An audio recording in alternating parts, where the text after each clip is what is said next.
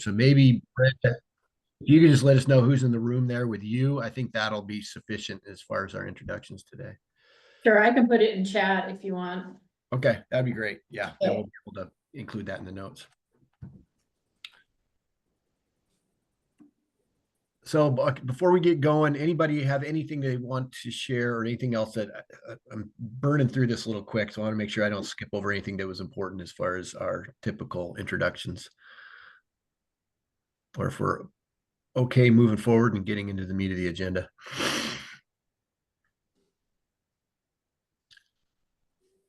All right, let's go ahead and advance a couple slides here.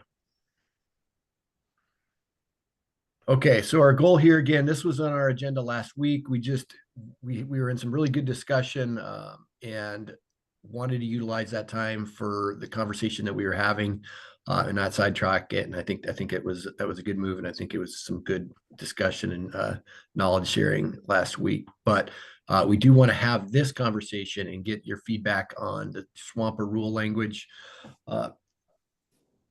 now so that we can continue moving forward, so that for our next meeting in March, we've had this conversation and can come back with any feedback that the department has from the input that they received today.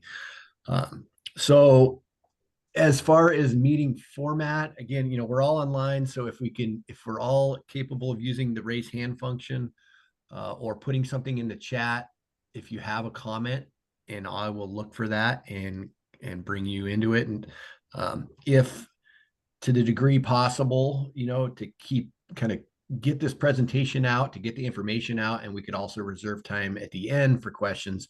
That would also help ensure that we give you all the information you need, so that if you need to sit with any of this and respond back in email between now and our next meeting, we'll be able to do that. So let's go ahead and just get into it. So this is consult. We'd like to Jason primarily is going to present the draft rule language. We want to get any feedback that you have on that. So let's go ahead and get started. Jason. All right, thanks, Bryant. Next slide, please. Over there. Okay, so we're going to talk a little bit about in this first section about the swamp boundary and the nature of the problem. Next slide, please. I'll be going through these relatively quickly, so if I'm too fast, please let me know, and we'll slow down a bit. So in section one, Jason, just real quick. So yeah, we are going to be following the rule language section one by section. So we're starting with the first section. In the RAC packet, we included two things for you guys. One is called the rule language explainer, which kind of breaks down what each section is saying. You see that on this slide right here is that rule language explainer. And then also kind of some input tracker document is what I'm calling it, and around some decisions we made around input and the Swamper rule language, which is all available online as well. Alexandria, can you post the Division 512 website link, please? It's under the RAC number 12. Thank you. All right, go ahead, Jason. All right, thanks, Kelly. Appreciate that. But you'll all see those documents and the input that we received as we run through this.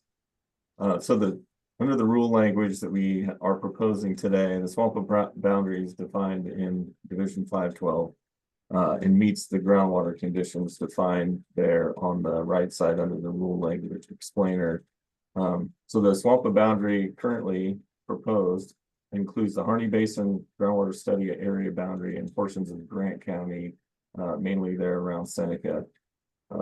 The administrative boundary sections in Division 512 rules define that boundary. So the reference will be in the 512 rules. So under those two existing rules, finding the nature of how we select areas under SWAMPA, groundwater decline area in the area is of a magnitude where the aquifer does not recover annually, and there are frequent occurrences of surface or groundwater shortages caused by using waters from streams or wells. And those shortages are evidenced by complaints, requests to regulate, water quality issues, or failure to meet administrative restrictions or minimum stream flows. Next slide, please.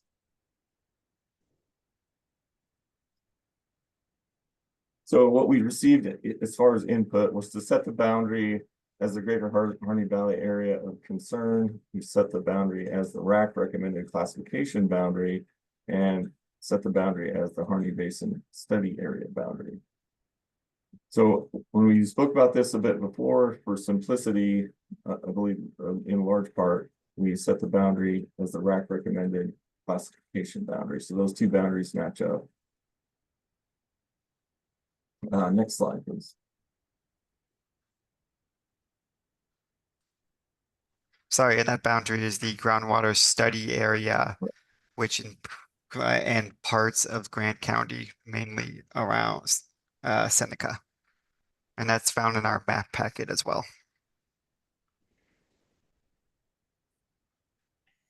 What we would like as far as feedback from the RAC, are we okay with this proposed boundary? And are there any concerns around that proposed boundary?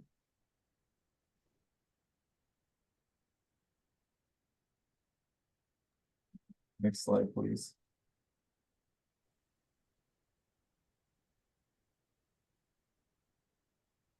So in the section 2, we're going to talk a little bit about the timeline for implementation, who's required to install measuring devices, and the type of devices that are being required in the proposed rule.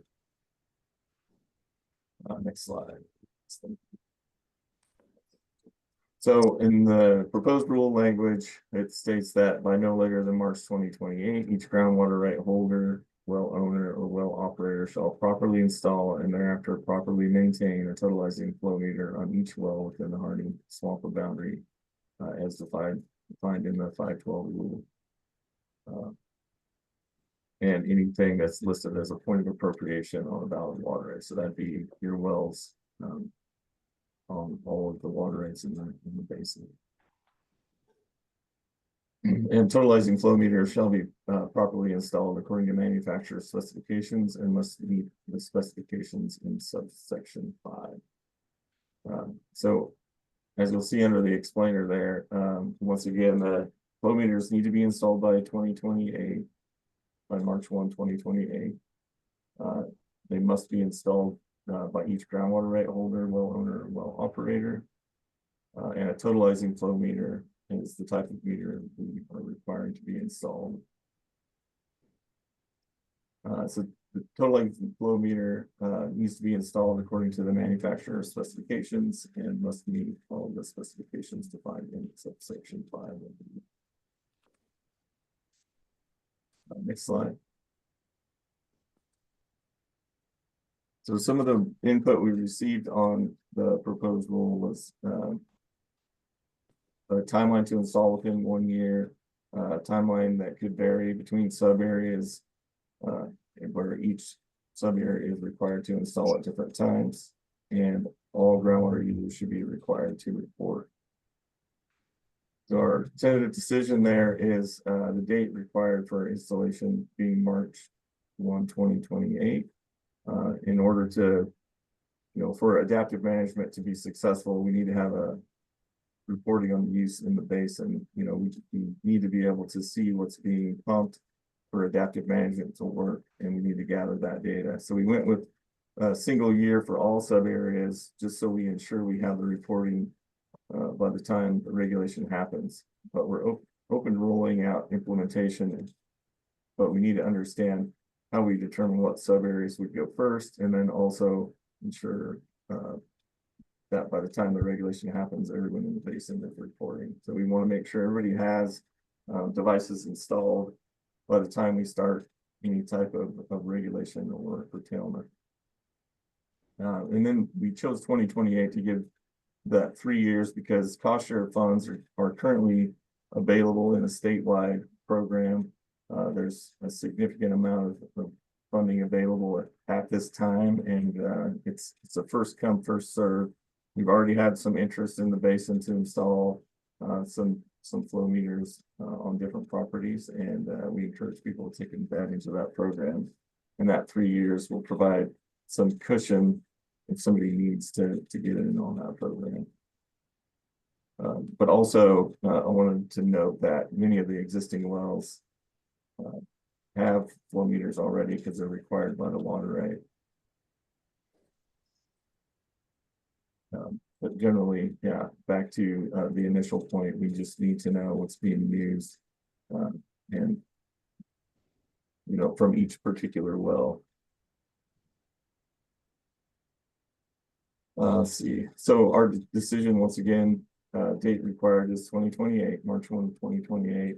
All the groundwater rights in the basin need to install a flow meter on each well, and the measurement needs to be by well and not by field, because there are multiple rights on each field from multiple wells, and it'd be impossible to really track using measurement by field on a field scale. Next slide, please. So the questions we have for the RAC on this section of the rules: do you have any concerns about the 2028 date? And is the rule language clear and understandable? See, John's got a question. Let's see. I believe I got a proposal out to everybody about using OpenET as an alternative. And that was by those that would choose. We already have, clients that pay us to report their water use as it is, off of, scraps of paper, maybe some photographs. Maybe they just said, hey, report everything I could have used. And as I've talked to, Jeremy in this basin, they metered the whole Crooked River stuff, and he said, man, the data is just trash. Sounded like Umatilla has been a challenge as well. I would propose that maybe it's even as a pilot project, but that individuals or their agents could use OpenET, and that would be the OpenET subtracting out precipitation and dividing by the efficiency of that system. So it would be literally field by field, as opposed to, I think, OWRD that partners with OpenET financially and with data. I believe that gets away from the problem of a lot of the OWRD efforts has been tried to get water use basin wide using OpenET, but you've got different efficiencies on every field, and so it doesn't give you that accuracy. It also gives you I'm going to believe, a more accurate measurement of what the size of those fields are.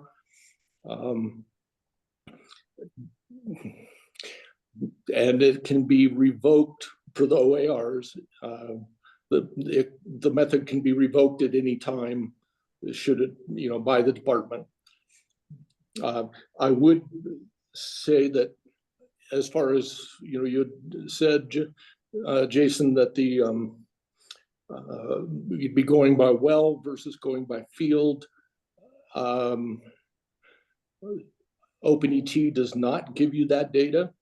It gives you field data, but it's not like I see fields with their well 5 miles away. Usually it's pretty close. So we're looking at the fields that are tied to that, or those wells.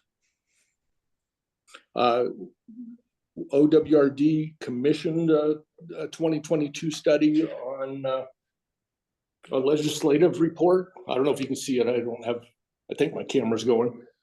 And their assessment was that, it's real quick. They first said only about 80% of areas are report statewide. I'm going to say that there's a lot of inaccuracy in what does get reported. What their comment, they've got a whole section on OpenET, and they said ultimately ET data can support science-based decision-making. And they're saying that that's the direction things are going. That was the legislative report to OWRD, or from OWRD. All right, thank you, John, appreciate that. We did get your email, and thanks for that input. Lisa's got her hand up. Yeah, I'm not sure I got that email or not, but you know, I would not support substituting measurement devices with OpenET at this point. You know, I think if the department wants to like run a parallel analysis using OpenET, that, you know, in addition to individual measurement devices, that could be instructive, but I can address that in my comments as well, but I would not at this point support that switch. Thanks. Thank you, Lisa.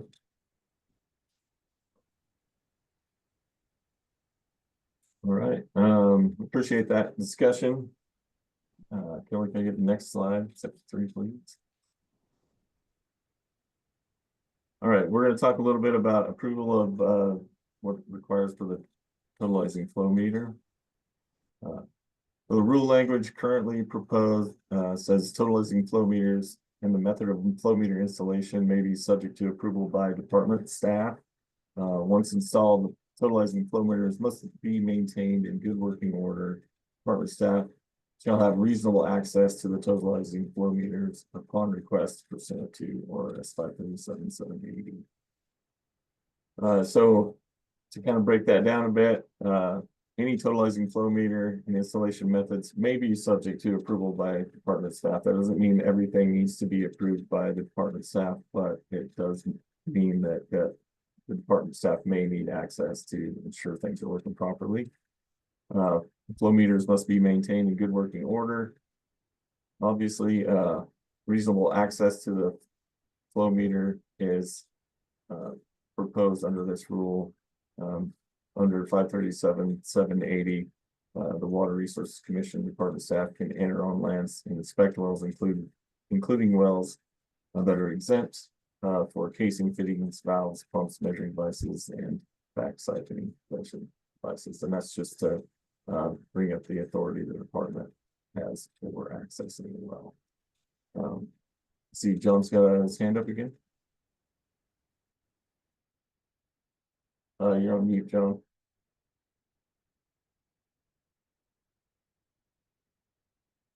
Still muted so far, John. There we go.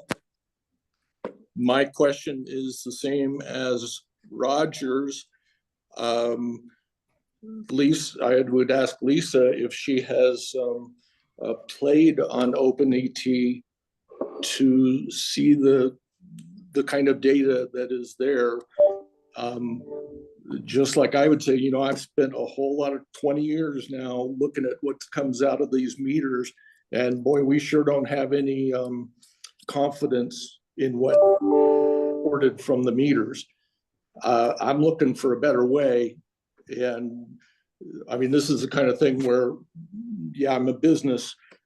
I would charge, who knows, $200 a field or something because it may need field inspections for setting them up individually.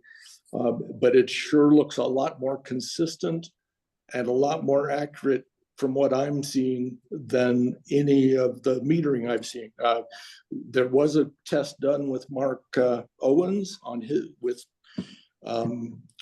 different metering in his field. And his comment is it is staying within the plus or minus 15% and continues to stay within that 15% if that is what's required.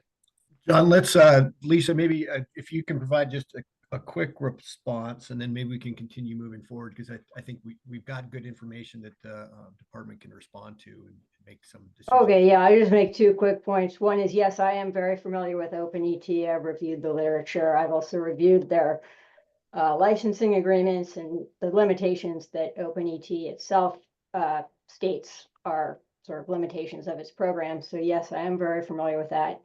I think to the extent you're saying that devices aren't accurate or there's problems with devices, I mean, and we're going to get into this here, but I would suggest that, I think that that suggests that the department should be more prescriptive in which devices it allows and, possibly look at some other states and what they've done with regards to that to, tighten up those data sets.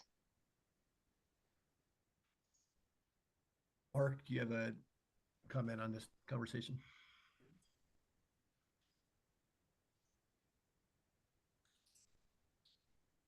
I'm sorry, who was that? Mark. Okay. I think Mark has his hand up. Brant, you're very, very tough to hear, Frank, for all this. Just sorry. 2 points. One, the Water Resource Department did a evapotranspiration seminar 2 days ago. They talked about opening and talked about the accuracy. John, on mine, when they were monitoring it, it came into with an 18%, 82%.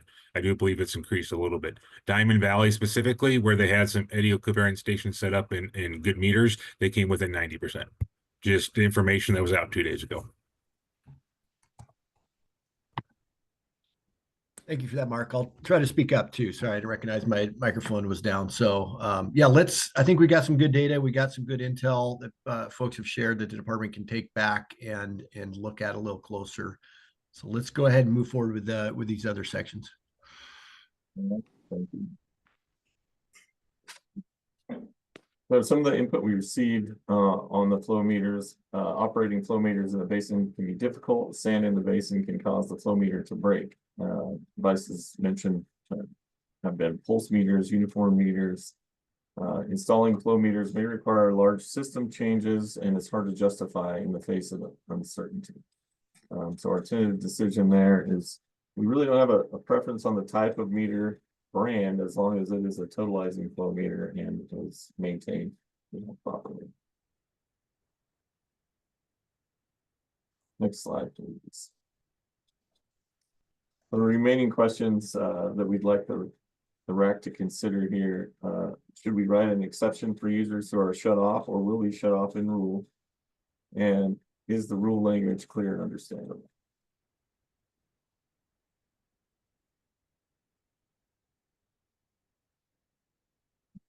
Move on to section 4. Yeah, and just to provide some Sure. context to that first question, Jason, I heard many times in discussion groups that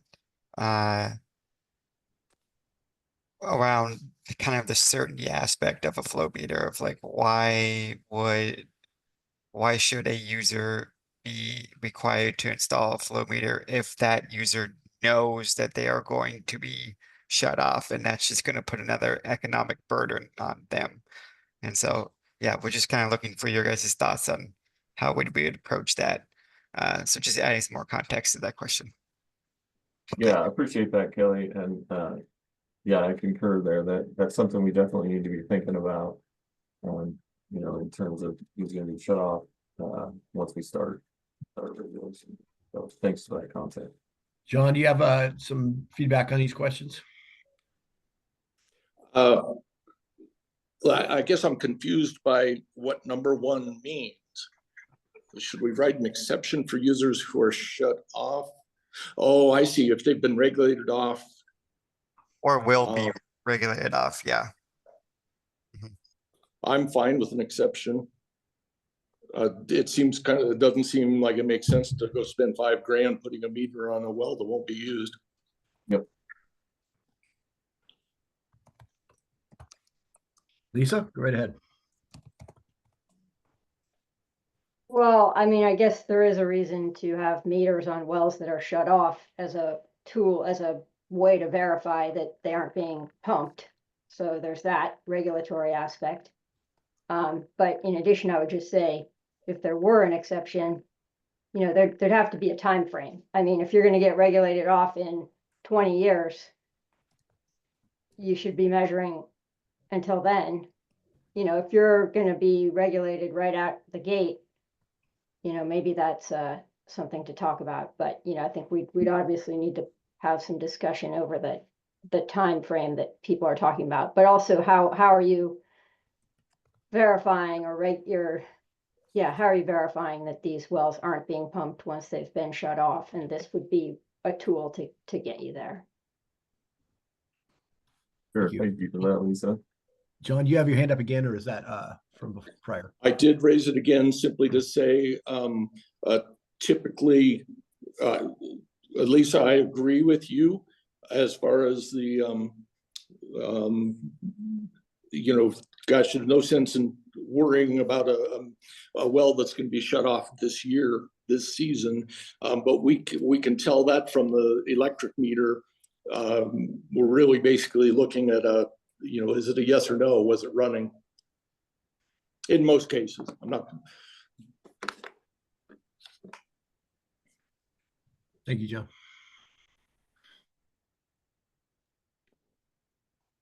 Right, section 4, the specifications for the annual report. Hold 1 second, Jason. Look, Lisa, Yeah. did you have something else you wanted to share there?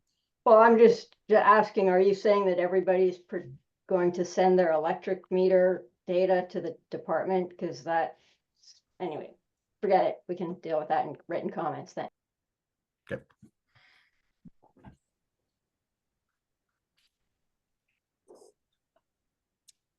All right, go ahead and go to the next slide, Kelly.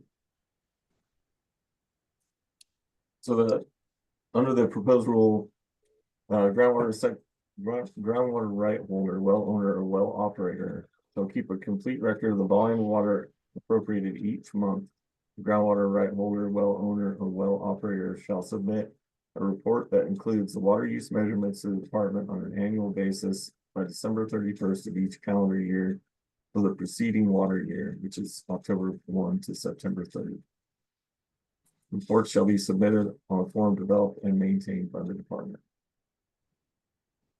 So what that, you know, basically means, groundwater right holders need to record their use each month and then must report their use on December 31st of each year for the prior water year.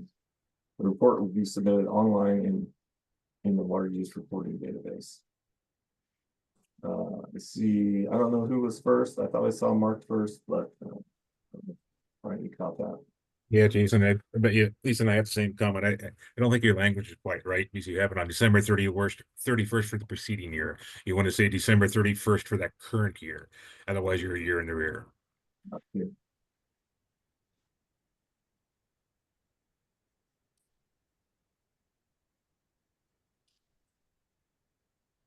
Lisa, go ahead. Yeah, I mean, I know Swampa talks about this annual reporting. But in the context of a critical groundwater area where you do have that ORS 537, 735 3D, where a rule establishing a critical groundwater area can include any one or more provisions making such additional requirements as are necessary to protect the public welfare, health, and safety. I mean, I'm just wondering why we wouldn't require a more frequent reporting of volume and as well as rate, which I think would be more consistent with an adaptive management approach and, probably, I would think, provide some important information. So I guess that's my input is, I think we should consider a more frequent reporting and a reporting of the rate as well, because in your description of the meters, which I think is a few slides away here, it does talk about how they have to be capable of recording or measuring instantaneous flow, right? So we would have that data. So yeah, that's my comment.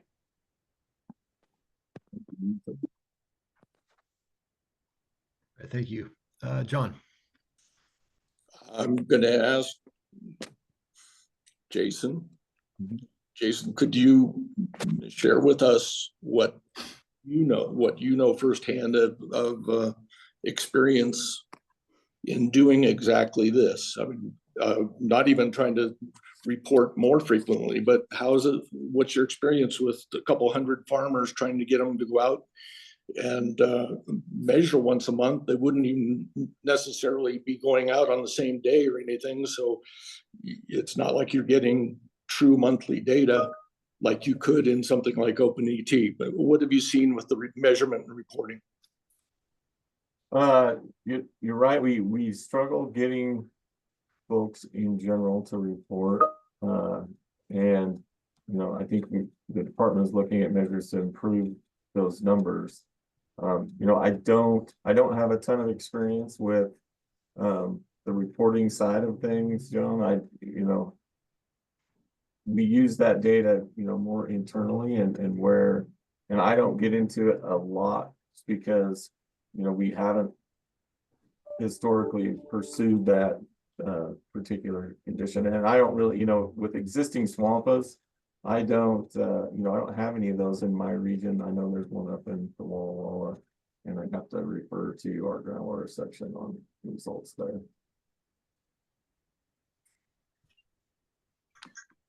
One more comment, Lisa, and I'm open to anyway, but City of Redmond just got their example that after I believe that was a contested case. You're gonna have to, but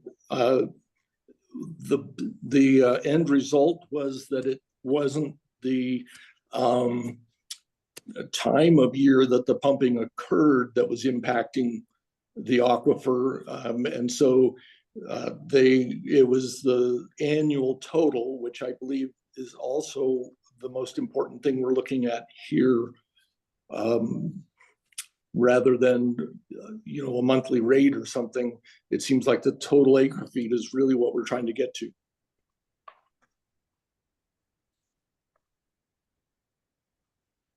Thanks for it, Don. Looks like in the chat, Rob has a question there at the HEP office. That's not true. It's really more of a comment. Sorry about that. That's all right. It just, after section 2, 3, and 4, it seems to me like the odds of getting accurate and consistent reporting from groundwater users on an annual basis are not very good odds. And if you increase the frequency of that, I don't think that is realistically a good goal. And I think if we want to set this system up for success, we need to make it so people can be successful. And with the little that I know about OpenET, it seems like if you have a tool like that to where you can have 100% reporting because you can do the monitoring, it will also be a tool that you're familiar with and you can use to determine if there is unauthorized use. Because I think going out and checking people's power electrical meters to see if they turn their well on is not realistic or feasible. Thank you, John. Looks like you probably have something to chime in on there. Yeah, just one other one. When I had said that OWRD is already a partner with OpenET and financially supports it in their budget, a couple $100,000 a year. The OWRD has also already used OpenET to challenge some of our findings in water right applications or transfers.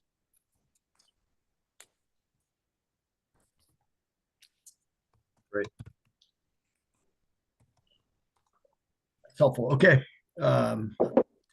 Jason, go right ahead. So just a quick time check. We're at just over halfway mark and not quite even halfway through our slides. So I don't know if maybe we won't be able to get to it all, but we'll attempt. Yeah, I think the classification will probably go a little quicker as well. It's fairly simple, I think. But anyway, section 4. So some of the relevant input we received from the RAC is, can OWRD require more frequent reporting? And can we make reporting methods easier? Our regulatory purposes, we don't currently feel like we need more frequent reporting than annual. We are also working on updating our reporting system to address the reporting methods question there. So our tentative decision at this point is just annual reporting with monthly measurements. So we have that right here. Next slide, please. Thank you. So remaining questions for the RAC. Is there a reason why we would need to require more than annual reporting? I think we heard a little bit about that already. And is the rule language clear and understandable?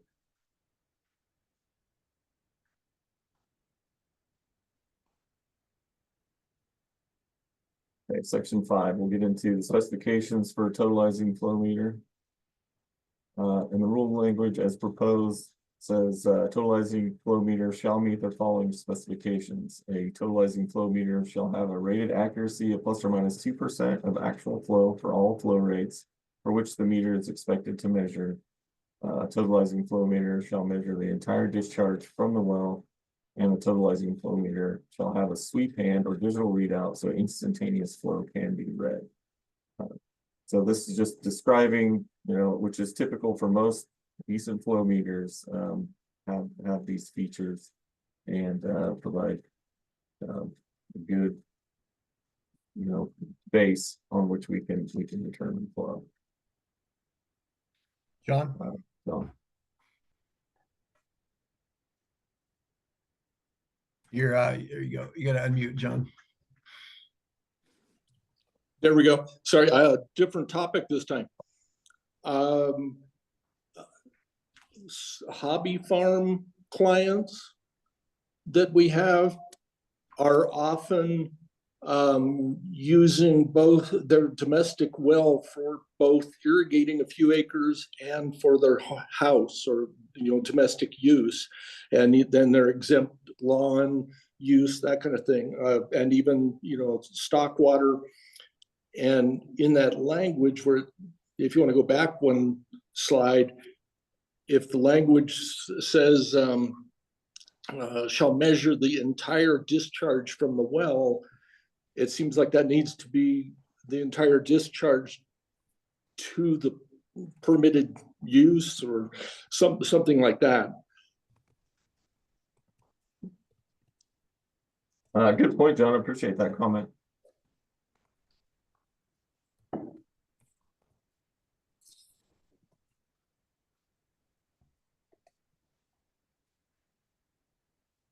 Yeah, and just for clarity, the swamp out requirements is for permitted uses, not for exempt uses. So just want to throw that out there.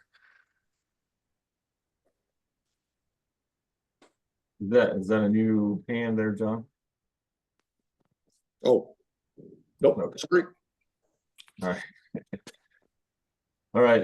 Additionally, the totalizing part of the flow meter shall have sufficient capacity to record the quantity of water authorized to be pumped over a two-year period. Units of water measurement shall be in acre feet, cubic feet, or gallons, and the totalizer shall read directly in one of those units.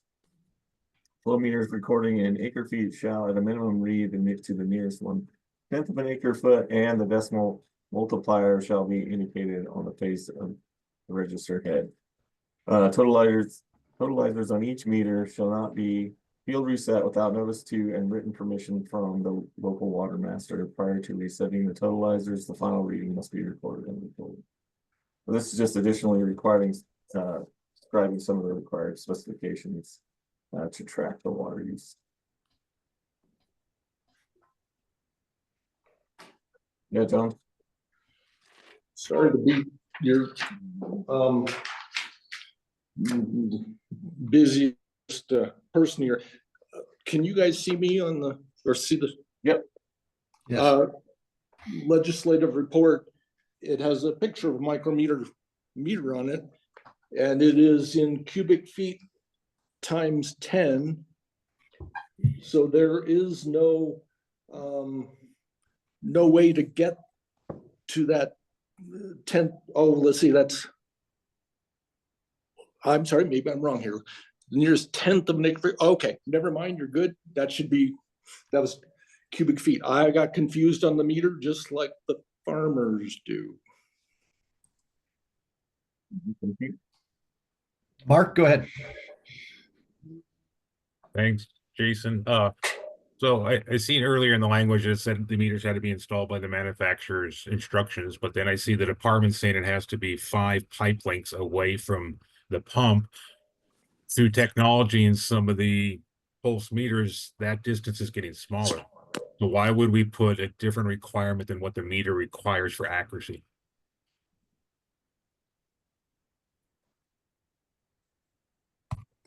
Are you looking at the previous slide there, Mark? I'm sorry. It must have been, yeah. The five diameter space. It's on one of these slides, Jason. Maybe it was one more forward. Maybe I'm getting ahead of myself.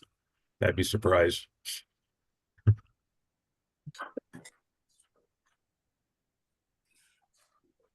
Yeah, it must be coming up. We'll put a pin in that. And Okay. when you get to it. Okay, yeah, let's get back to you, Mark, on that after this next slide here. There it is right there. 5 diameters downstream from any valve, elbow, or obstruction. Oh, gotcha. And so could you restate your question?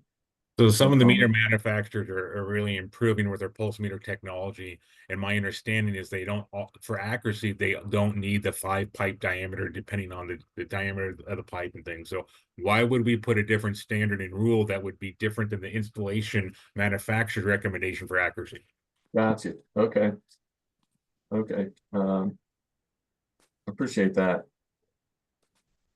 Taking that. So just to go over this quickly, this section 5, the totalizing flow meter shall be installed in accordance with all manufacturer specifications. There shall be no turnouts or diversions between the well and the flow meter.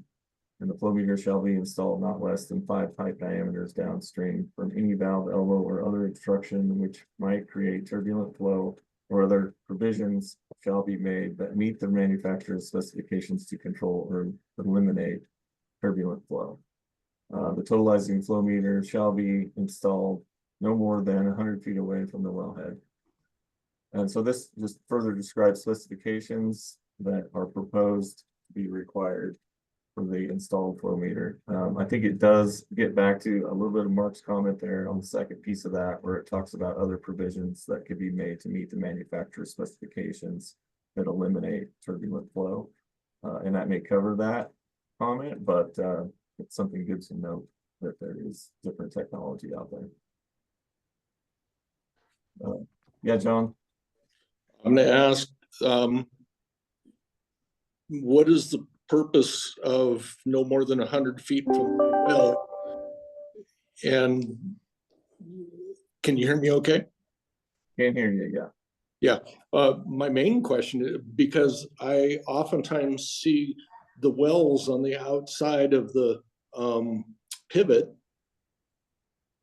circle, and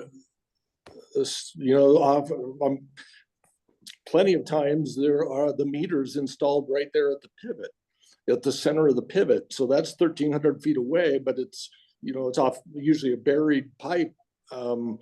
It's unless it's got a leak. The amount of water at the 100-foot point versus the 1,320-foot point is the same. Is there a reason for that to exist?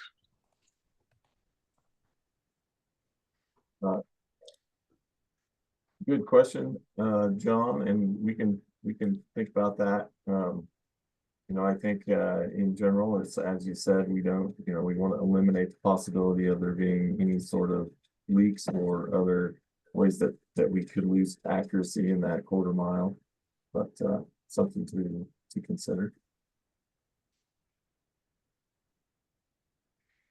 So Jason, we got Chris Hall does want to provide comments, so we'll need to do that at 5 till, which gives us just about 9 more minutes.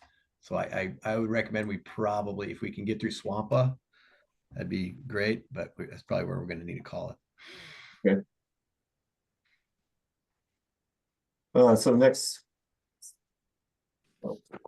Sorry, Jason. Through. Yeah. Sure. Yeah.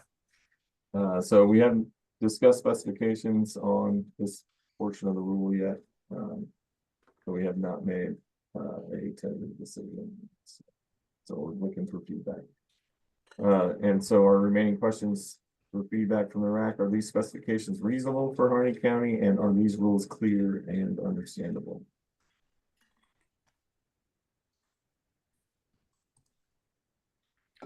John, do you have a new question there, or is that an old hand? I don't. Okay.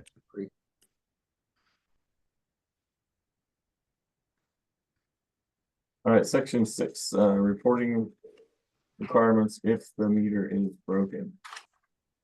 Fails.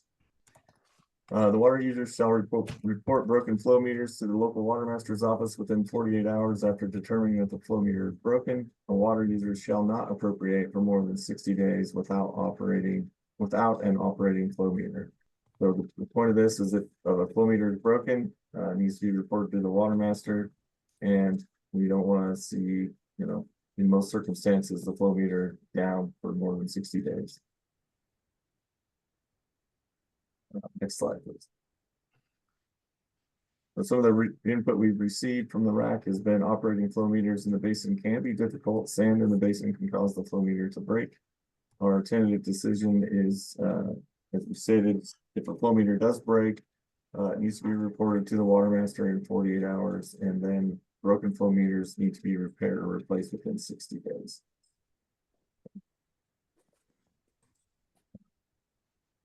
What we would like to hear from the RAC is 60 days a reasonable time frame to repair or replace a flow meter in Harney County?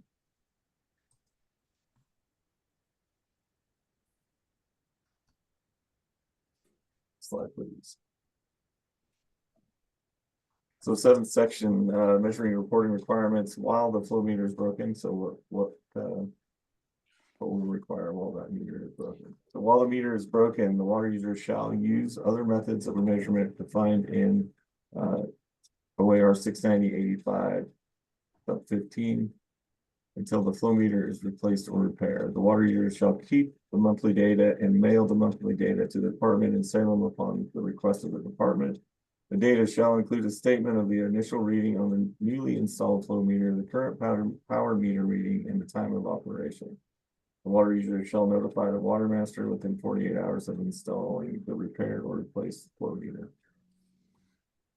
So under our rules, under Division 85, so 15, we see you can find the power consumption method and the time of operation method for those reporting requirements. The water user shall keep the monthly data and report it upon request, and data shall include the initial reading on the newly installed flow meter, power reader meter, and the time of operation. And then again, needs to be reported to the local water master when that new meter is installed. Next slide. So what we received so far from the RAC is consistent operations of flow meters in the basin is a challenge. Users need latitude to measure use. And so our tentative decision is that if the meter does break or become inoperable, measurements can be taken by power consumption method or the time of operation method for up to 60 days while the meter is being replaced or repaired. Questions for the RAC to consider. Are there other considerations for keeping and reporting data while the meter is being repaired or replaced? And are these rules clear and understandable?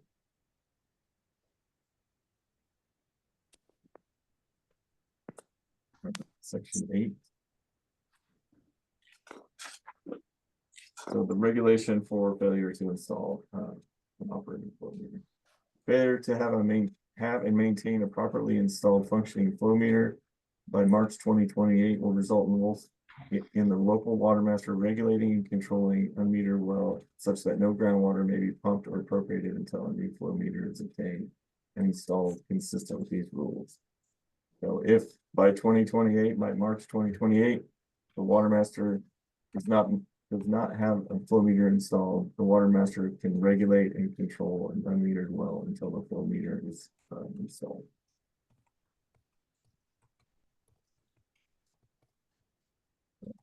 haven't discussed this yet, so but once again, decision isn't final yet, or well, isn't tentative at this point.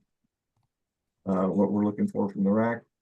Are there other items around regulation for failure to install that we should be considering, and are these rules understandable?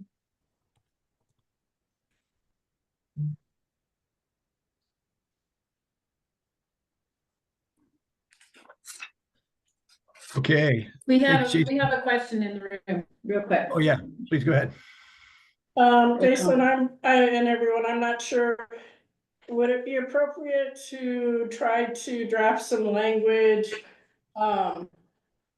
Concerning that if someone is installing a flow meter, but continually having problems and it's not able to be working, that there would be an option at that time to do something different? Yeah, I mean, that's something, a good comment to consider, Aaron. I appreciate that. It's something we need to be thinking about if there is that. I don't know what that situation might be, but obviously none of us can see the future. So something we should be noting. Sure. Thank you.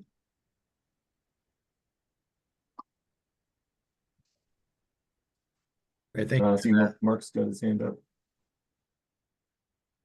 Thanks, Jason. So just a question. I mean, this lays out the expectation that the state has for our community. What is the what is the state, how is the state planning to disseminate this information, make it publicly available so it can be used for management? Do you have the staffing, time, and resources in IT to actually utilize this information and share it with the public? We definitely need to improve on that at this time, Mark. I think that we don't currently have, that's something that's in the queue. We don't currently have the ability to efficiently disseminate this information at this point, I would say. Kelly, any comment on that? Or Dark? No, that's what we got right now. So just one, this, Jason, and we'll work on it together, but that's going to be pretty frustrating for the community to make the community put these on by 2028 with the expense to understand the department currently does not have the staff and resources to utilize this information. So I would make the comment that until the department can show us that they have the staff and resources to disseminate this information to the public, that the date on this should be open-ended until that occurs. Got it, Mark. Thank you.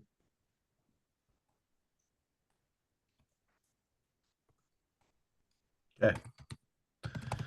All right. We captured these comments. I'm sure all of us here are grabbing some notes. Anybody else before we close out this swamp discussion for now? And obviously you please provide the comments in writing as well. Would that go directly to you, Kelly? Yep, directed to me, please. Thank you. And I will make sure to note that any comments sent to me, I'll send it out to the RAC as well. Okay. Okay, so we have 5 minutes left. We have 2 people that want to provide public comment. So let's do that. And then we'll hopefully have 1 minute left to close up and talk about next steps. So Chris Hall, if you'd like to unmute and go first, and just if you can keep your comment under 2 minutes, that'll help us get this all in an hour. Good morning, and thanks for having this discussion. I really appreciate it. My name is Christopher Hall, Executive Director of Water League. My first question is, how does the legislative concept 2776, which is entered into this session, potentially impact this process? It's described as a placeholder bill at the moment, and it's prepared that it could accommodate statutory direction or clarification for serious water management problem areas and associated measuring and monitoring. The co-chairs of the Natural Resource Committee recently shared a working draft titled Water Use Measurement and Reporting. It's possible that the SWAMPAs will get renamed as water data priority areas, and there's a number of provisions that are, I think, visionary, and really appreciate the work that's gone into this so far. One of them is in section 2, and it's a blanket statewide provision. In addition, quote, to any other authority of the department, the Water Resource Department may require a person that uses water pursuant to chapters 536 and 543 to measure and report to the department on the use, including the quantity of water diverted, rediverted, stored, released, or otherwise appropriated or used. And one question I have, and I imagine you're already onto this, but do we know how these rules that are being discussed in this meeting here today will conform to the new statutes? It would really make sense to make sure that anything that's happening today isn't like a legacy. And then if the legislature can impose water metering on a statewide scale, and then expect Water Resource Department to be able to like track this info with staff time, surely the non-exempt water users in the Harney Basin can do so, and OWRD theoretically should be expected to be able to like manage that program, especially if the whole state is potentially looking at being open to metering. On another topic related to the pushback against water metering based on the pretense that meters aren't reliable, I'm surprised by this, frankly. Water metering is a long-standing technology that works when competent professionals install them. That might be an issue. Water League is surprised that we would still be debating this issue, especially since the requirement might go statewide. Large-scale irrigators around the world use water meters regularly, and like all farm equipment, they may need periodic maintenance, and maintenance has never stopped a farmer from using a tractor. I should know, I've had personal experience in that many years of my own life. Checking a meter can be simple as paying a monthly bill. So if that needs to be worked in, I think we should consider that. And we definitely support cost sharing programs to help reduce the costs on the purchase and the installation of meters. We do not support unfunded mandates. We agree that users who have been regulated off wells need to be metered to ensure that they aren't using water from the shut-off wells. And we believe OWRD 100% of all the expenses related to installing meters on wells that they regulate off. Lastly, water metering is crucial to manage water use across the state, especially in regions experiencing excessive declines in groundwater levels, and prioritizing critical groundwater areas is a good start. I know that we can do this, and we really should. And I really thank you so much for this discussion. That's all I have. Thank you, Chris. And as usual, we'll capture these questions, and OWRD can circle back with folks with some responses. Jerry, go right ahead. Thank you, Jerry Grondin, retired hydrogeologist, and just want to point out that OpenET is great, for where you apply water to a field, but it does not capture non-irrigation water rights. Understanding that irrigation is more than 90% of the water use out in that basin. OpenET was really helpful in the groundwater study. But one of the challenges was tying that water use back to a specific location and to a specific depth. And so, and then also, many of the place of uses are served by multiple wells. And so allocating that water use per field to a specific location and depths becomes a real challenge if you just do it on a per field basis. Now, it's understood that in the Harney Basin, presents some unique challenges for the intrusive flow meter because of the amount of sand and other debris that gets sucked up in a well. And so non-intrusive flow meters may be necessary in a number of locations, and those will need to be frequently calibrated to ensure the accuracy of those measurements, that you have a test to assure that non-intrusive flow meter is reflecting the actual use. And in regards to location that John brought up, the whole point is to make the flow meter easy to find. I can't tell you the number of frustrating times it was to go to find where the actual flow meter was located. And, some cases up to over a mile away from the wellhead, and sometimes multiple wells tied to a single flow meter. And then the flow meter is buried in some brush and stuff that you had to kind of hack your way to get to it. So the whole point is to keep the flow meter close enough that it's easy to find. And also by having it closer to the wellhead, you do minimize the chances of having water diverted before that flow meter. And also the fact that you're missing leakages that may happen within the line before it's captured by that flow meter. And that's the extent of my comments. Great, thank you, Jerry. And I guess one quick correction. I think you said that John brought up, I think it was Mark that brought up the location question. So, but appreciate that. Okay, let's close this out. We're a little bit over time and we're starting to lose a few people already anyways. So as far as the classification draft rule language that we were going to attempt to get to, we'll move that to the March agenda. That can fit in then, but the slides you should have the slides, and any written comment on either of these between now and then is appreciated. Anything else housekeeping wise, Kelly, that I might have missed? No, just a reminder that we set February 7th for the comments for around, it was the criteria, correct, Jason? Yeah, I think that is correct. Yeah, so just a reminder, that's the deadline for the comments around the criteria that we proposed or discussed in the last meeting. So just a reminder of that. That's all the house cleaning I have. Thanks, Kelly. Well, once again, appreciate everyone taking the extra time. I know, we're trying to accommodate everyone as far as ensuring that we have the rich discussion that these meetings deserve, but trying to fit it in the time that we have. So appreciate everyone's flexibility. We've been able to add some extra time so we could continue the conversation we did in our meeting last week. So other than that, you'll certainly be seeing more communication between now and our March meeting, and appreciate any feedback you can provide in the meantime. Thank you, everybody. Thank Thank you. you.